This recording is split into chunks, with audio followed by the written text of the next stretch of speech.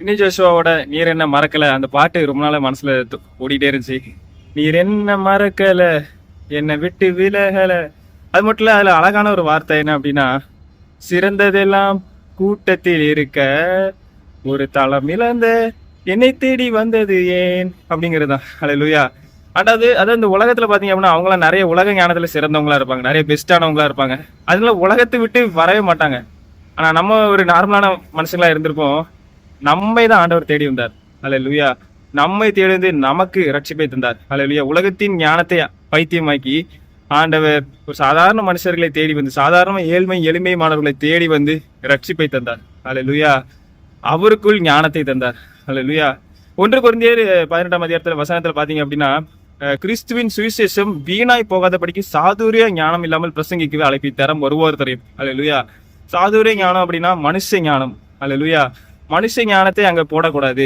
மனுஷ ஞானம் அங்க வந்துச்சுன்னா, இங்கிலீஷ்ல பாத்தீங்கன்னா ஹியூமன் விஸ்டம் அப்படின்னு இருக்கும். அது வந்துச்சுன்னா கிறிஸ்துவின் சிலுவையின் உபதேசம் வல்லமை இழந்து போய்விடுமாம்.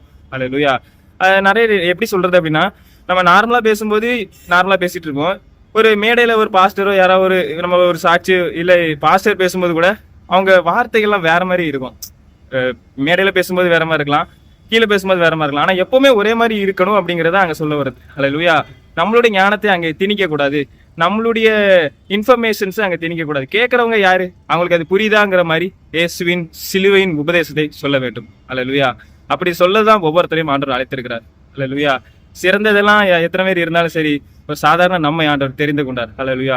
நம்மை தெரிந்து கொண்டு நம்மை சிறந்ததாக மாற்றி இருக்கிறார். அல்லேலூயா. அவருக்கு நம்ம தான் சிறந்தது, அதனால தான் நம்மை தேடி வந்தார். அல்லேலூயா. இந்த உலகத்து ஞானம் அவங்க அதை விட்டு இயேசுவின் ஞானத்துக்குள்ள வர மாட்டேங்கிறாங்க. அல்லேலூயா. ஆனா நம்ம சாதாரணமான இருந்த நம்மை அவர் தேடி வந்து அவருடைய ஞானத்தை தந்தார். அல்லேலூயா. கர்த்தர் தாமே ஆசீர்வதிப்பார்.